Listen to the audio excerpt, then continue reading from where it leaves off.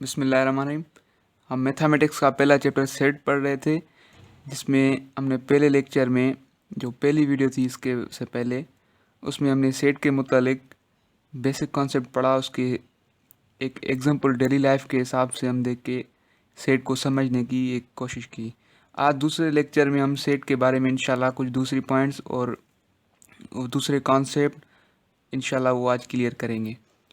तो set is the fundamental concept in all branches of science. तो ये पहली पॉइंट है जिसमें ये कह रहा है कि सेट जो है वो हमारी डेली लाइफ में हर every branch of the science, of engineering में चले जाएं, ऑफ किसी भी साइंस की ब्रांच में चले जाएं, सेट ज़रूर इस्तेमाल होगा वहाँ पर। ठीक है, दूसरा पॉइंट देखें। दूसरा पॉइंट ये कह रहा है concept of the set was introduced by the George Cantor.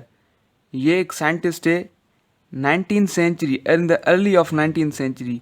ये एक साइंसदान था जिसने सेट के मुतालिक एक कॉन्सेप्ट मुतारिफ कराया। ठीक है, तो ये दूसरी पॉइंट थी। ये साइंटिस्ट है, ये जॉर्ज केंटर, ये आप नोट कर लें। तो ये एमसीक्यूज भी आ सकता है, ये एक इम्पॉर्टेंट पॉइंट है। ठीक है, और इसके बाद दूसरी पॉइंट देखें, sets are denoted by the English capital alphabet.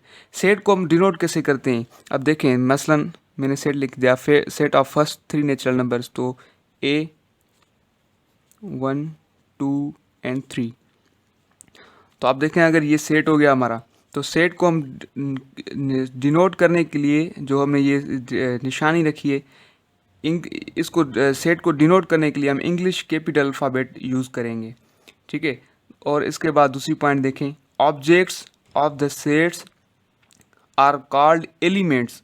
यानी सेट के अंदर जितने एलिमेंट होंगे, अब देखें ये जिसमें ये मैंने पहले एग्जांपल आप ले लें, A इज इक्वल ब्रैकेट 1 2 3। अब इसके अंदर जो ये एलिमेंट्स हैं, अब ये देखें पहला 2 एंड 3, ये जो 3 है, ये 3 चीज़ें हैं, ये इसके एलिमेंट्स के ये ऑब्जेक्ट्स ऑफ द एलिमेंट्स कहलाएंगे। ये इनको हम क्लास भी कहते हैं। ठीक है, तो ये एक पॉइंट थी, objects of the set are called the elements. तो ये एलिमेंट्स हो गए। ठीक है, अब इसके बाद तीसरी पॉइंट है, object of the set are separated by the comma. यानी सेट हम जब लिखेंगे तो उसके जाहिर बात है एलिमेंट्स भी होंगे। तो एलिमेंट्स को हम सेपरेट लिखने के लिए, सेपरेट समझने के लिए, उनको अलग-अलग करने के लिए हम कॉमा यूज़ करेंगे, कॉमा। अब ये देखें, जैसे हमने ये यहाँ पर इनके 1 और 2 के बीच में कॉमा इस्तेमाल किया है, ये देखें ऐसे हम लिखेंगे। ठीक है, और दूसरी पॉइंट देखें, अब order does not matter in the set. Set के अंदर ऑर्डर मैटर नहीं करता।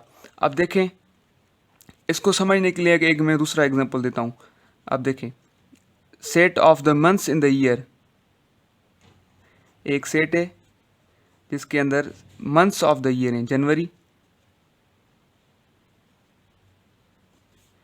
अप टू द दिसंबर।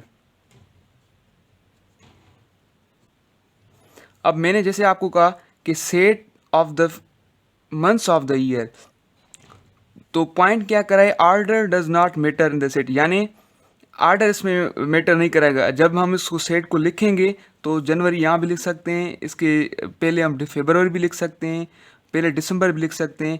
ठीक है, तो इसमें ऑर्डर मैटर नहीं करेगा। अगर दूसरा एग्जांपल लें, अब ये देखें, ए, जैसे हमने ये एग्जांपल लिया था पहला 1 2 3, तो हम 3 पहले लिख सकते हैं, 2 1, यानी ये सेट पे कोई असर नहीं पड़ेगा, ये सेट वही रहेगा। ठीक है, अब इसके बाद दूसरी पॉइंट देखें, objects of the set are enclosed in the curly brackets. जो सेट के ऑब्जेक्ट्स होंगे वो ब्रैकेट के अंदर इनक्लोज्ड होंगे। अब ठीक है, जिससे आप ये देखें एग्जांपल दे देखें, तो ये जैसे हमने set of the years in the years of months in the year, तो ये जो ब्रैकेट हमने सेट को लिखने के लिए इनक्लोज, हम ब्रैकेट्स के अंदर इनक्लोज करेंगे सेट को। ठीक है, तो ये थी पॉइंट। और इसके अलावा एक दूसरी और मेन पॉइंट है, वो आपको मैं समझाऊं, वो ये है repetition in the set is not allowed. यानी सेट के अंदर रिपीटेशन अलाउड नहीं होगी। यानी एक जो उसका मेंबर होगा, जो एलिमेंट होगा, वो पूरे सेट के अंदर एक ही दफ़ा लिखा जाएगा। अब देखें, पहला एग्जांपल है, वही example, set of the month in the year January. ये एक आसान मिसाल है जिसमें आपको समझ आ जाएगा कि ये इसका मतलब क्या है। अब ये देखें, set of months in the year. अब आप देखें, ये एक एलिमेंट है जनवरी, इसके बाद फरवरी, मार्च, अप्रैल, अप टू द दिसंबर। अब ये कह रहा है रिपीटेशन इज नॉट अलाउड। अब इसको कॉन्सेप्ट को समझने के लिए आप देखें तो जनवरी साल के अंदर एक दफ़ा ही आएगा, फरवरी वो भी एक बार आएगा। ऐसा नहीं होगा कि 3 महीने 4 महीने के बाद फिर जनवरी आ जाए। तो इसके एग्जांपल समझने के लिए मैंने ये आपको बेहतरीन एग्जांपल दिया है, जिसमें हम आपको मैंने समझाया आपको repetition is in the set is not allowed. तो जनवरी एक बार आएगा, फरवरी एक बार आएगा। इसके अलावा अगर दूसरा एग्जांपल लें, ए 1 2 3, तो इसके अंदर भी आप देखेंगे कि 1 वंस लिखेंगे हम, 2 वंस लिखेंगे, 3 वंस लिखेंगे। यानी ऐसा नहीं होगा कि 1 यहाँ भी आए और 2 के बाद फिर 1 आ जाए, तो ये सेट नहीं होगा, ये सेट नहीं कहलाएगा, ये सेट की कंडीशन को फॉलो नहीं करेगा, इसलिए ये सेट नहीं होगा। ठीक है, इस अब जितने भी हमने पॉइंट्स पढ़ ली, set is fundamental concept in all the branches of science. Concept of the set was introduce by the George Cantor. ठीक है, अब जितने भी हमने ये पॉइंट्स क्लियर किए हैं, इसको हम समझने के लिए अब दोबारा हम एक दूसरा एग्जांपल लेके उसको फिर समझते हैं। ठीक है, तो इसमें ये कह रहा है first 3 natural numbers, A is equalled 1 2 3। अब सेट को हम डिनोट करने के लिए क्या इस्तेमाल किया, कैपिटल इंग्लिश अल्फ़ाबेट। देखें, हो गया। सेट को हम जैसे लिखेंगे तो उनको हम कर्ली ब्रैकेट्स के अंदर इनक्लोज करेंगे, ये भी कंडीशन फॉलो हो गई। ठीक है, अब जैसे सेट के अंदर जितने भी एलिमेंट्स होंगे उनको हम ऑब्जेक्ट्स कहेंगे, 1 2 एंड 3। ये क्या कराएंगे, एलिमेंट्स ऑफ द सेट। और इनको हम सेपरेट करने के लिए ये जो बीच में कामा इस्तेमाल किए, वो एक कामा हो गई। तो ये एक एग्जांपल था जिसमें हमने देखा कि सेट की जितनी भी हमने पॉइंट्स पढ़ी उसको हमने इस सेट के अंदर इस्तेमाल किया है, यूज़ किया है। ठीक है, अब सेट के बाद एक दूसरी सेट के बारे में एक दूसरा कॉन्सेप्ट है, दूसरी चीज़ें हम वो पढ़ेंगे। वो ये है कि हम सेट को डिनोट कैसे करते हैं, सेट को लिखते कैसे हैं, सेट के लिखने के तरीके कितने हैं, उसको डिनोट कैसे करते हैं। ठीक है, तो नोटेशन ऑफ द सेट, इसमें हम पहला पढ़ेंगे tabular method, tabular form of the method. तो ये एक आसान तरीका है, मैं आपको समझाता हूँ, ये भी समझाता हूँ कि एक टेबुलर फॉर्म में कैसे लिखते हैं। तो इससे को समझने के लिए पहले आप एग्जांपल ले लें एक, इफ़ ए बी सी। देखें, if A B C are the elements of the set A, we can write it. अब देखें, पहले हमने जैसे पढ़ के आए हैं कि इंग्लिश अल्फ़ाबेट से सेट को शो करते हैं, उसके एलिमेंट्स जो होंगे उनको हम स्मॉल ABC से इस्तेमाल करेंगे। सेट को सेपरेट करने के लिए कामा यूज़ करेंगे और उनको कर्ली ब्रैकेट के अंदर हम इनक्लोज करेंगे। तो आप देखें, if ABC are the elements of the set then we can write it A is equal to ABC। यानी हमने इसको हम जो हमने पहले पॉइंट्स पढ़ के आए उसके हिसाब से जैसे हमने इसको लिख दिया एक टेबुलर फॉर्म में, एक फॉर्म में लिख दिया, जैसे ए जिसमें हम कर्ली ब्रैकेट इस्तेमाल करते हैं, और ये उसको सेट को डिनोट करने के लिए ये इंग्लिश अल्फ़ाबेट इस्तेमाल करते हैं, उसको हम टेबुलर फॉर्म कहते हैं। ठीक है, तो ये था tabular form of the method. इसके बाद दूसरा है डिस्क्रिप्टिव मेथड। अब डिस्क्रिप्टिव मेथड इससे और आसान है। डिस्क्रिप्टिव मेथड में हम क्या करते हैं, सेट को डिनोट करने के लिए हम वर्डिंग यूज़ करते हैं, स्टेटमेंट देते हैं सेट को हम डिनोट करने के लिए। ठीक है, अब जैसे ये देखें, a set of first 3 letters of the English alphabet. अब देखें, हम जैसे मैंने टेबुलर फॉर्म में आपको बताया, A is equal to ABC।